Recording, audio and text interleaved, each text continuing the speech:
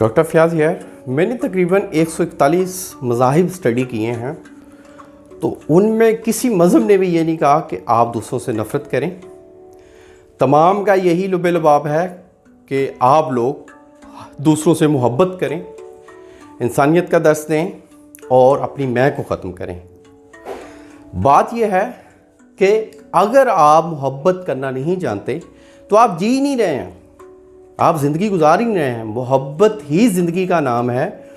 मोहब्बत के लिए ही इंसान को पैदा किया गया है।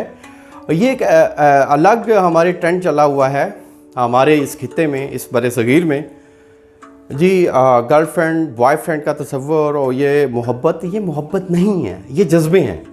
मैं अक्सर कहता हूँ कि मोहब्बतों में जुदाई नहीं होती, मोहब्बतों में बेवफाई नहीं होती। मोहब्बत जो है हमारी बीइंग का हिस्सा है, हमारी हस्ती का हिस्सा है। जब हमारी रूहें तख्लीक हो रही थी तो एलिमेंट मोहब्बत का डाल दिया गया था। गौतम बुद्धा जो बुद्धिज़्म है तेज़ी से फैल रहा है, चाइनीज़ जापानीज़ बुद्धिज़्म के फॉलोअर हैं, तो उनके जो गौतम बुद्धा थे उन्होंने उनके वो मशहूर खुतबा जो था वो उनका सबसे मशहूर खुतबा खामोश खुतबा था।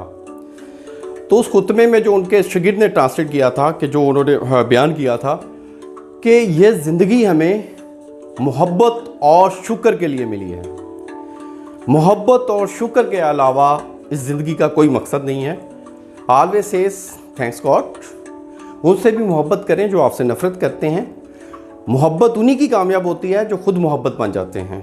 आप खुद मोहब्बत बन जाएं, किसी एक शख्स को मोहब्बत मत दें। मोहब्बत ज़िंदगी के दरख्त का वो जोहर है कि जो आपको जीना सिखाता है। हम क्या करते हैं, हम जीना सीख रहे होते हैं, हत्ता कि हमें जीना चाहिए।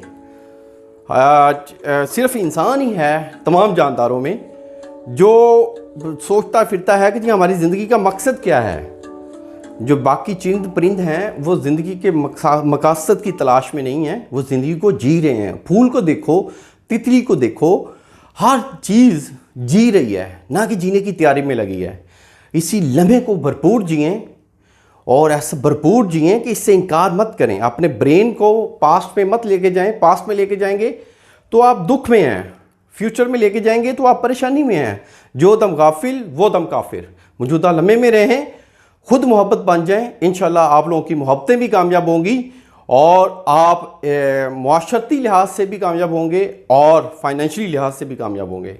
आप एक प्रॉपर ट्रीटमेंट चाहते हैं, हमारे क्लिनिक को ज़रूर विज़िट करें। अल्लाह आपका हामी नासिर हो। शुक्रिया, ज़ाकल्लाह।